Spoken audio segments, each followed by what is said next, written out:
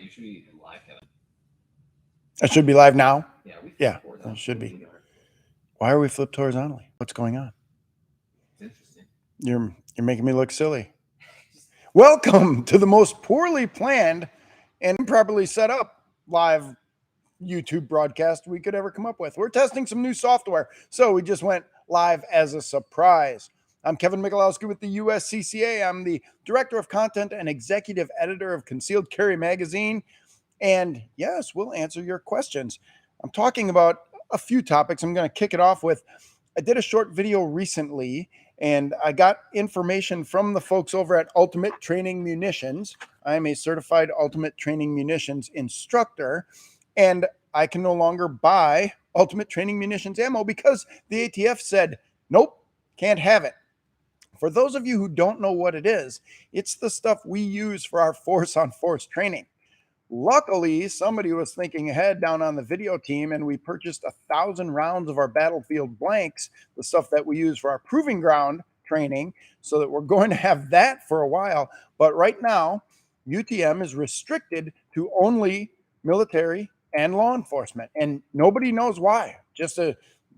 The ATF just sent out a letter and said, we're done. You can't import it to private citizens anymore. No, they keep calling it civilians, but cops are civilians too. The only people who are not civilians are covered by the Uniform Code of Military Justice. That's just a little bit of information that people should know so they don't misuse the term civilian.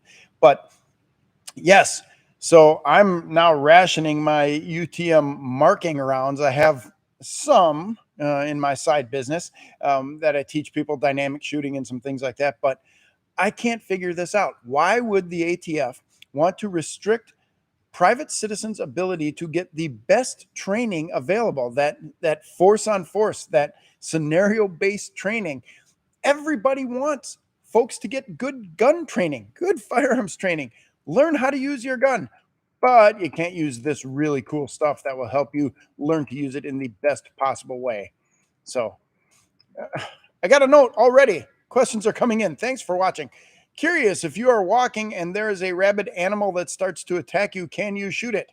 If you have a gun, yes, you can shoot it typically, but understand that it depends a lot on where you are. If you are going to engage with your firearm against a rabid or vicious animal. Now, if you're, coyotes and raccoons and other animals are right there in cities, but you can be charged with discharging a firearm within city limits if the police and prosecutor feel what you did was unsafe, and if there's other people around or something like that. Remember, target isolation is still a real thing, even if you're dealing with vicious or rabid animals. Out in the country, going to be less of a problem if you're out on a hiking trail or someplace like that, especially on public property. But man, if you're in a city and you're dealing with a rabid coyote or a rabid raccoon or something like that, you'll need to be extra careful, and you'll need to be ready to articulate why you chose to use your firearm in a populated location, because the gun laws don't just cover you for pointing your gun and engaging at human beings. If you discharge your firearm in a place where it's illegal to do so, and most municipalities have this law that you can't discharge a firearm within city limits or village limits or whatever.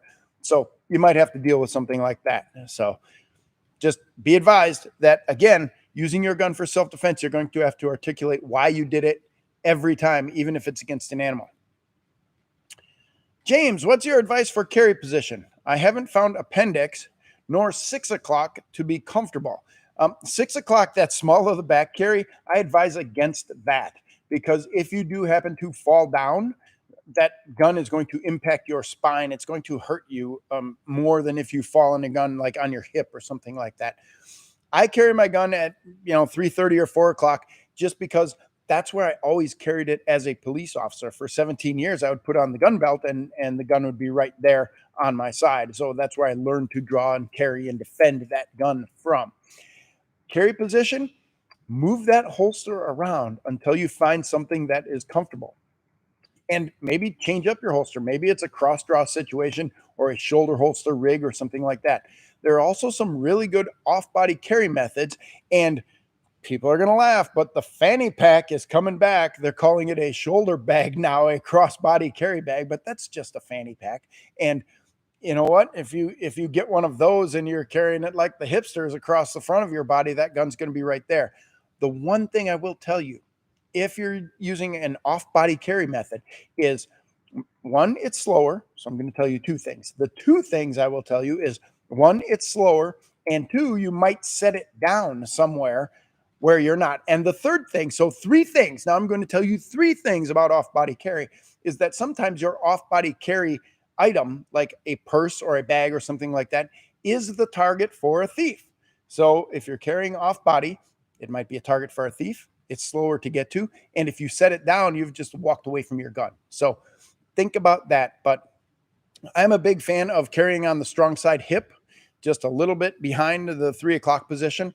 I can find it right there. I know where the gun is. I can get to it easily. And it makes for a really good 4-step draw where just grabbing, pull, rotate, and bring your hands together. So that would be my suggestion. It's a little bit more difficult to access that gun if you're sitting in a car a lot, but maybe then you want to consider an ankle rig or something like that. It all depends on the size of your gun and what you're doing every day. So I can't give you perfect advice, but I can give you a lot of advice. So, all right. So while we're doing this, I need to let you folks know that there is a super secret giveaway going on. I can't even say the word on YouTube Live, but there is a free giveaway, and all you got to do is click the link to join, and lots of extra bonuses when you join the USCCA today. So click the link in the description to reveal everything you get. You can enter for a free giveaway, and you can get bonuses if you join immediately. So the USCCA, we're here for you folks. Make sure that you check us out, and I think you'll decide to join just because of how great the magazine is. Magazine editor right here. Pinned in the comments. What? The link is pinned in the comments too. I already said the link is pinned in the comments. Now I have to hit Dylan again. Okay? I'm sorry, but I'm sorry you folks had to see that. But he just won't stop talking. So, all right. If you're in a self-defense shooting, should I call the lawyer line first or the police? Call the police first. Get help on the way. And understand that if you call the lawyer line first, then yeah, the prosecutor is going to talk bad about you or something like that. But prosecutors talk bad about you anyway. But understand this. The shooting is the event that you're involved in that could take your life. You want to solve the shooting problem first, and then you want to deal with the legal problem after that. So yes, call 911 first, get the cavalry on the way, and you need to win that race to calling 911 so that you can be the complainant and that someone doesn't identify you as the aggressor. So please call 911 first. As soon as you are safe to do so, I don't want you to risk your life or any further harm or anything like that to call 911.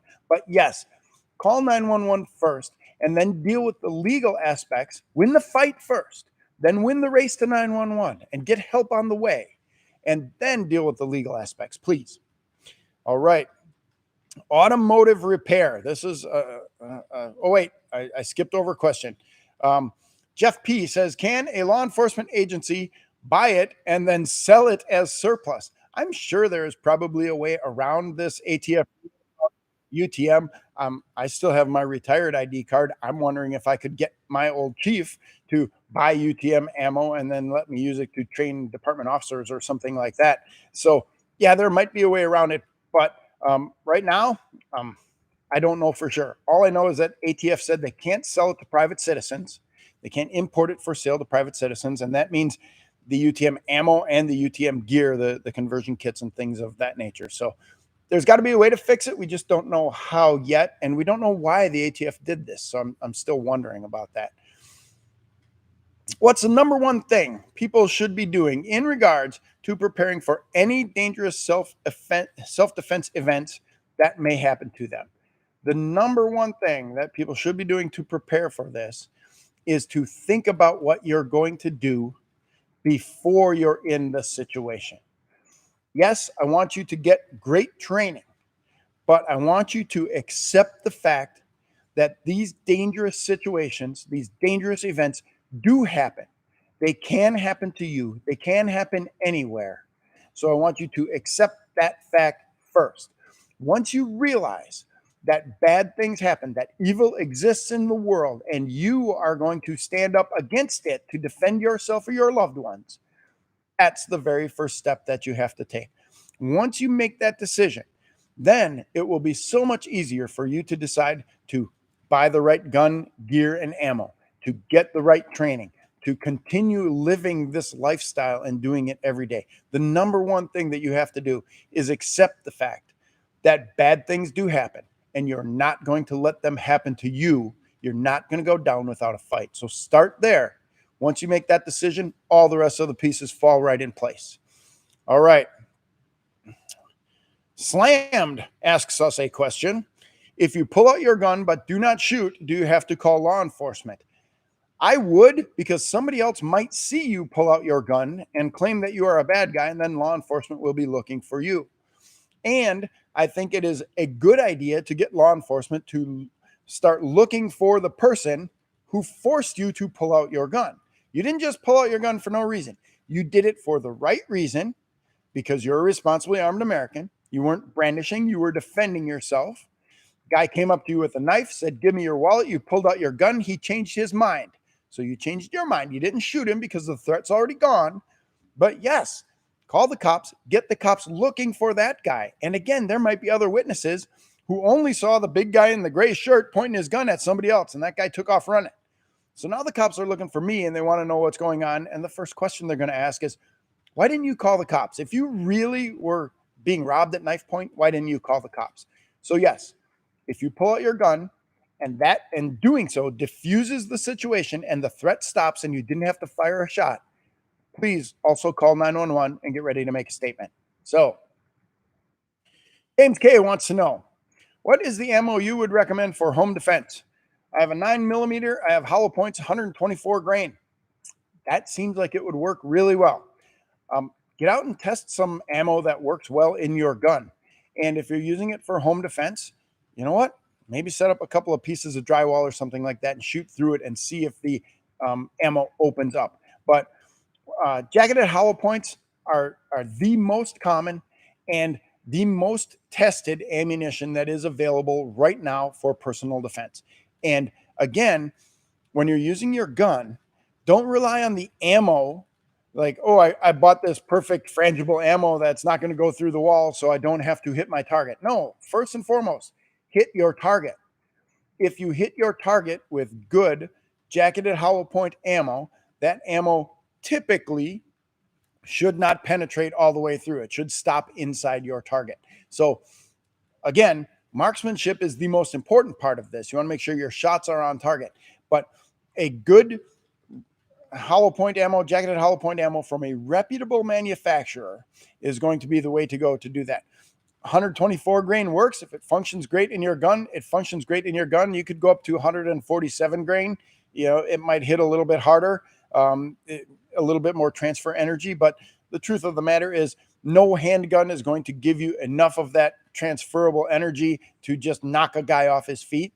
I want a lot of shots in vital areas to stop the person very quickly. So again, marksmanship is more important than the exact brand and grain weight of ammo that you're going to be using. I would just avoid 9mm full metal jacket ammo for self-defense purposes. That is going to overpenetrate just about every time. Full metal jacket in any caliber will overpenetrate just about every time. So should I be carrying 9mm hollow points or 380 ACP every day for concealed carry self-defense? Yes. Pick one. You guys want to start a big fight? Let's debate over which caliber is best. The gun that will serve you best in a gunfight is the gun you have on you when the gunfight begins. So if you're carrying a 380, great. I'm proud of you. If the only gun that you can shoot accurately is a 22 long rifle, carry it and shoot the person a lot because it's not really powerful and it makes really small holes. But you know what? 5 or 6 or 7 22 caliber holes instead of one miss with your 45 ACP. I'm counting on the 22 caliber holes stopping that person more than the miss with the 45 ACP.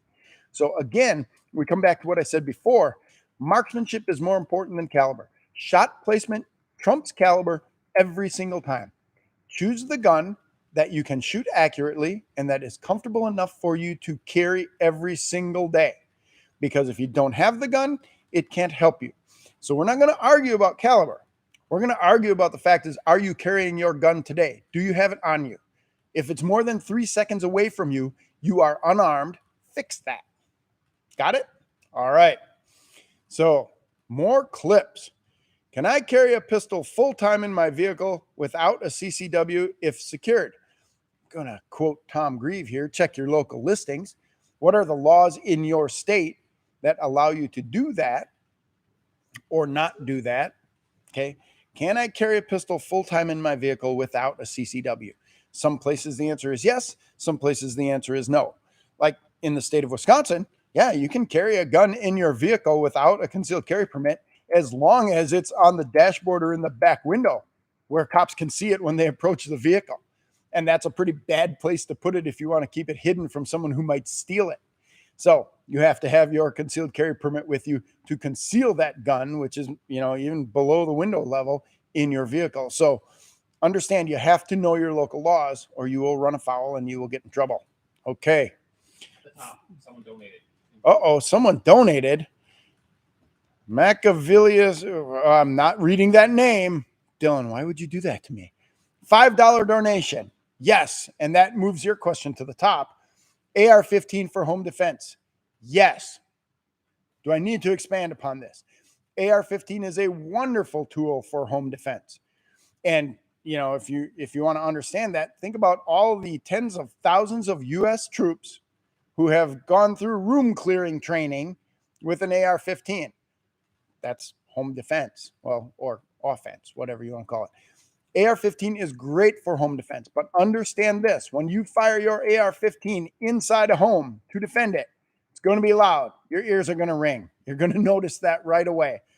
To me, that's like the only downside. The AR-15 is lightweight. It is accurate. It is reliable. It holds multiple rounds. You can equip it with a light. You can equip it with a laser. You can get different size stocks. It is versatile. It is accurate. It is reliable. It will do what you need to do. So yes, AR-15 for home defense. I say yes. All right. Once again, folks, you're watching here live on YouTube. That means we have something for you. It's a secret giveaway, plus bonuses when you join the USCCA. So if you join today, you get special bonuses. Click the link in the description to reveal everything you get when you join. And there's also that super secret giveaway that we always have going on every day. We do it every day, but it ends really soon at midnight. So, all right.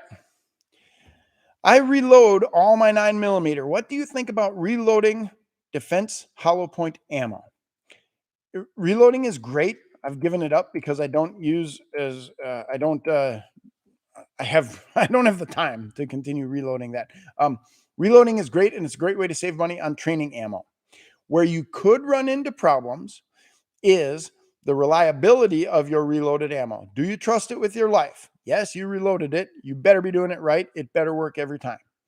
You could run into problems if an aggressive prosecutor decides to say he reloaded this ammo to make it even more deadly.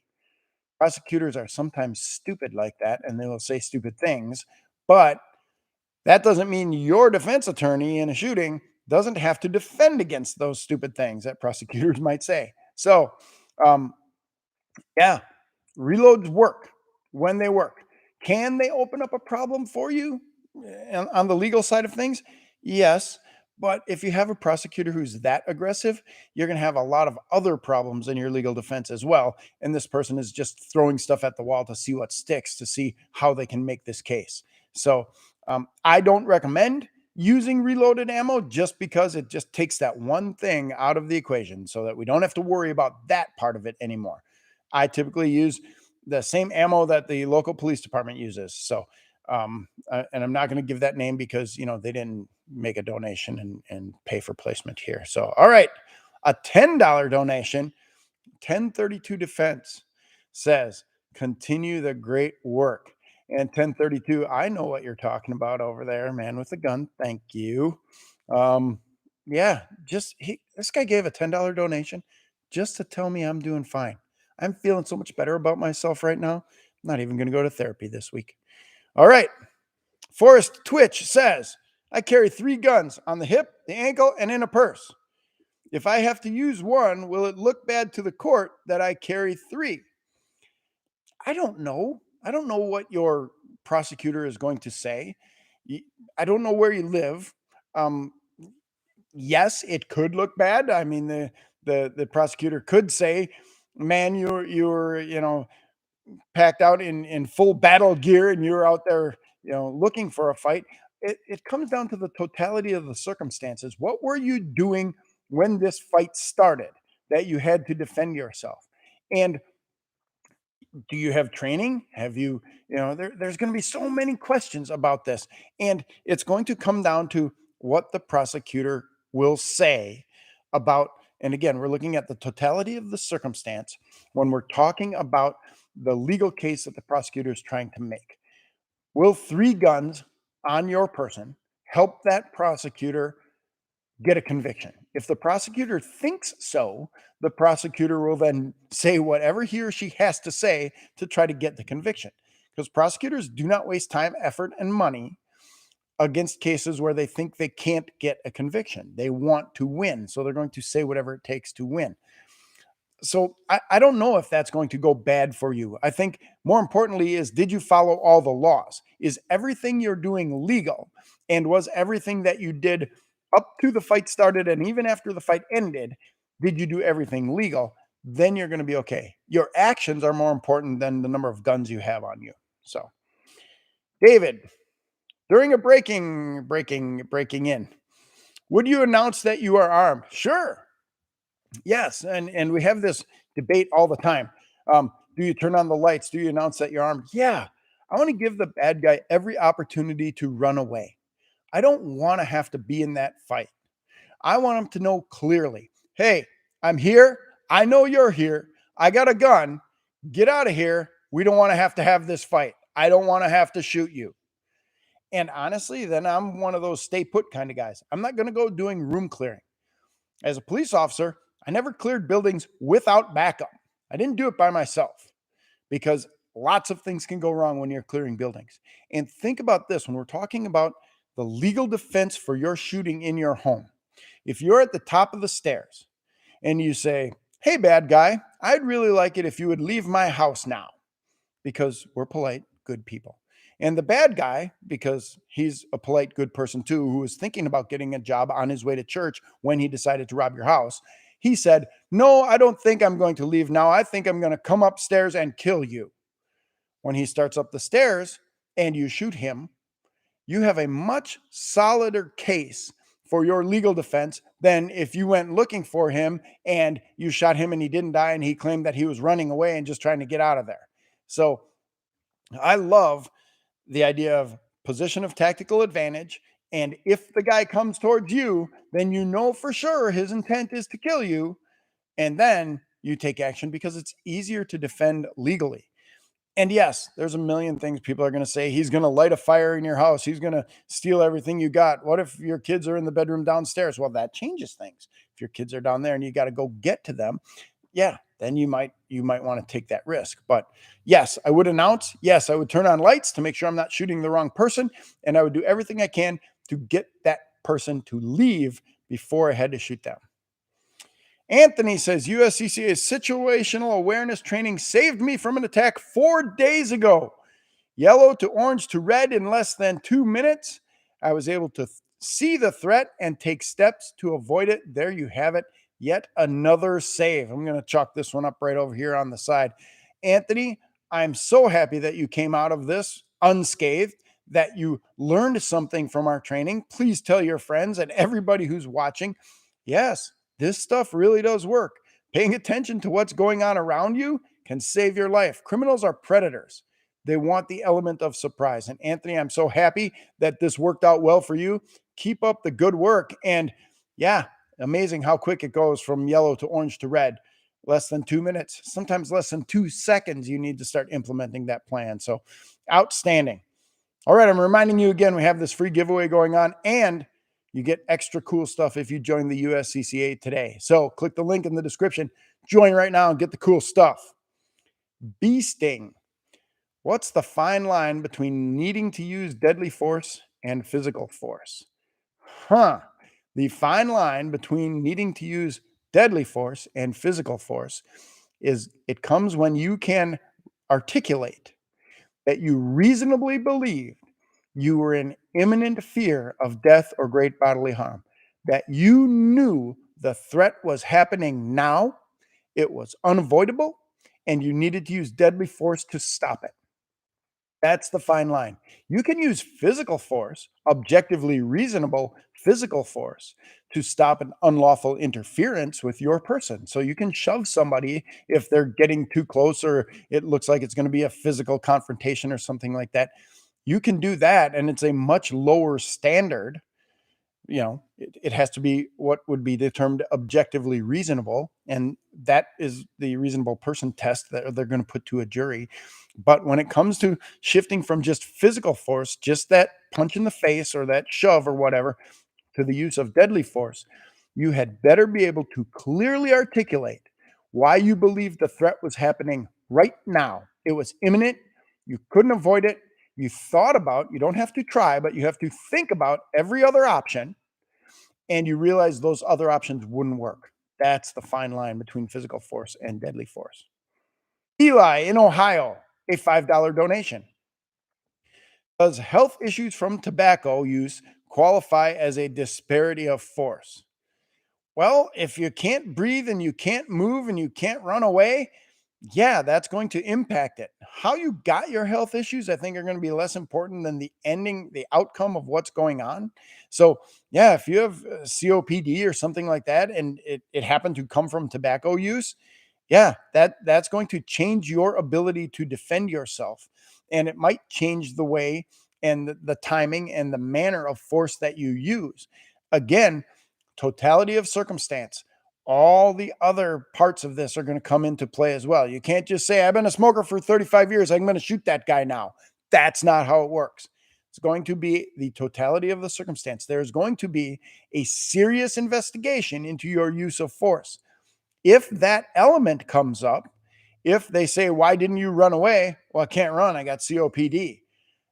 I don't think any prosecutor in the world, I mean, I know that they're kind of crazy sometimes, but I don't think any prosecutor in the world is going to say, well, if you hadn't started smoking when you were 17, you wouldn't have had to shoot this guy now that you're 56. So I don't think that's going to happen. But yes, that can be a discussion point in the totality of circumstance when we're talking about investigating and mounting a legal defense. Should you carry a gun during trick or treating? What does Kevin do? Well, Kevin gave up trick or treating when he was 12. So, sorry. Yes, you should carry a gun everywhere you can legally carry a gun. There have been some heinous, horrendous crimes that have involved trick or treaters, kidnappings and murders and things like that. Yes, carry a gun during trick or treating. You should carry a gun everywhere you go, everywhere you can legally carry a gun. Just don't be pulling it out when you don't need it. If your gun stays in the holster, it's safe. You know what they say? I mean, you don't pull your gun until you see that there's an imminent deadly threat. But if you're out trick or treating, you're trying to herd 12 kids who are all hopped up on sugar, and somebody grabs a kid and starts dragging that kid into a van, maybe you'd want to have a gun to do something about that. So, yes, carry your gun while you're trick or treating. It's legal, right? You're going to be out on the street. Just don't do anything illegal with your gun and you'll be fine. All right. Bonks. I just love this name. Bonks. Bonkzz. If I shoot someone in self-defense, I know the cops will take that gun, but will they take all of my guns too, or just the one I used in self-defense? Typically, they will only take the gun that you used in self-defense. That will be the evidence. Unless, of course, you're a convicted felon and you can't have guns or something like that. There's no reason for them to take any of your other guns. Now, you do have to be careful if you live in a state with red flag laws, because somebody could call and say that you are a danger, you've made threats or something like that. So watch your language, pay attention to what's happening all around you, and don't be making threats and things like that where anybody could use the red flag laws against you, because those are heinous in and of themselves. But No, they should not typically take your other guns. They will take your gun typically at the scene of the shooting or when they come to question you or if they take you into custody or something like that. But yeah, that gun will be placed into evidence and it might take a while to get them back. And I mean, a while like in years because cops just don't like to give those up. And I'm sorry. Yep, I was a cop, but yeah, there's guns that have sat in evidence lockers for years after justified shootings. Craig, are you able to use deadly force to help a stranger that might be at risk? Yes, you are able. You are allowed. It is legal. The definition of deadly force is the use of a firearm, the intentional use of a firearm or other instrument, the use of which would cause a high probability of death. And that's the definition of deadly force. And the justification for the use of deadly force is you may use deadly force against any action which imminently threatens to cause or has caused death or great bodily harm to another person or persons. So, or yourself, of course. So, yes, you can. I want to make sure that before you jump into this Shark Tank, before you decide to use deadly force to protect someone else, especially a total stranger, do you want to get involved? Do you want to risk everything that you have, including your life, because you jump in? What if you lose the fight? There's always that possibility. Okay. Now you're dead and your family doesn't have you for this person who you didn't even know. Think about that.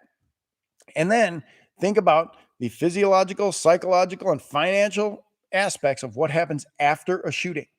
Even if you did everything right, that shooting changes your life forever. And if you did one thing wrong and you end up in jail because of this, maybe you misidentified who was the aggressor and you shot the wrong person.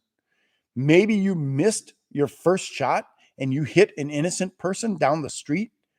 There are lots of things that can go wrong. So while it is legal to get in there and use deadly force to protect someone else, I want you to think about this now before it's going to happen.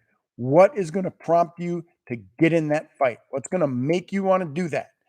If you have a sense of civic duty and you want to be responsible for saving someone else, great, more power to you. I commend you. But remember, with carrying this gun and with using this gun come incredible risks, and the aftermath lasts forever. So please, please think about it.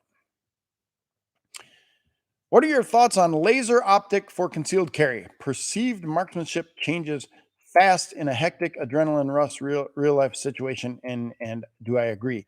Um, to me, this sounds like two questions. I'm going to take a little drink here quickly.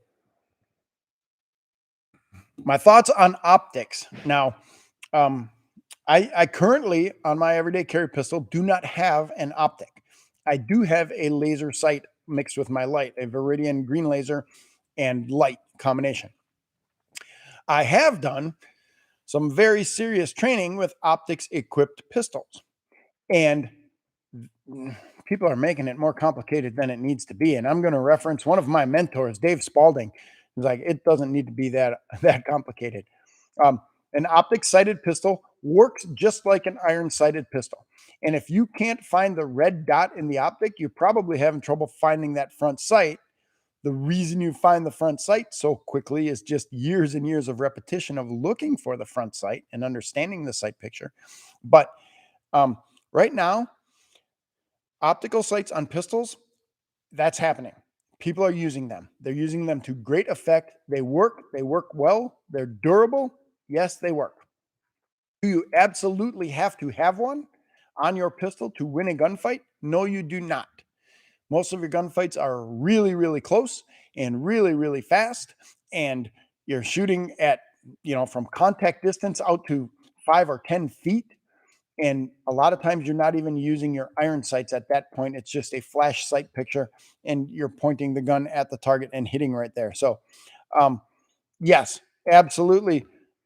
I If you carry an optical sight, great, more power to you. Learn to use it. I've found that on optical sights, I'm a much better shooter out to 25 yards and beyond. That really does help me. Inside, 10 yards, an optical sight, yep, it helps. I can get on target, but I can do it with my front sight too. Even though my eyes are getting older and getting a little bit worse, it's kind of difficult for me to see the front sight sometimes. But yeah, it's They work and they do it. And yes, things do change dynamically in a gunfight all the time. So, do I suggest civilians carry on-body cameras to witness personal situations similar to police departments? Yeah, there's several out there. I mean, they're not going to cause you any problems. They don't have the same methodology where they're preserving the evidence the way police cameras do. I mean, police body cameras are basically tamper proof to make sure that nobody can switch them up or change a video or anything like that. But there are some very good private citizen version cameras out there. Even they fit on glasses, or they even are mini cameras in the center of glasses. I saw one police officer who was wearing a eyeglass set of cameras who ended up involved in a shooting, and he got shot when he walked up and approached a person who ended up having a gun in his pocket. And yeah, it works really well. Just like those dash cameras on your car can record what really happened, and insurance agencies love them. Yes, on-body cameras are great. Put one on, turn it on when you need it. But remember this, you better do everything perfectly. You got to do it perfectly anyway, just to be a responsibly armed citizen. But you better do everything perfectly when you're on your own camera, and you better watch your language, and you better do things correctly. And because that video is going to work for everybody, and it's going to become evidence for everybody. So, yep, on-body cameras, as long as you are confident that you're doing everything right, that video won't be used against you. It will help bolster your case. So, yeah, I would suggest those. So, I got a note here that says wrap it up, and thank you to everyone. So, yeah, we're going to wrap it up now. And I will remind you again, free secret giveaway. It's happening right now. I can't tell you what it is, but you know what it is. And free bonuses when you join the USCCA right now. So, down there in the description, there's a link. Click on that link. Join the USCCA right now. Get great training. Learn all sorts of wonderful things. Get to see me on a regular basis. I know Dylan and Chris really love that as well. So, hey, thank you all for being here. This is great fun. I love coming on and doing YouTube live so that I can answer some questions and find out what people are really asking questions about, and make sure that I can provide great content in the future. So, from everybody here at the USCCA, thanks for watching.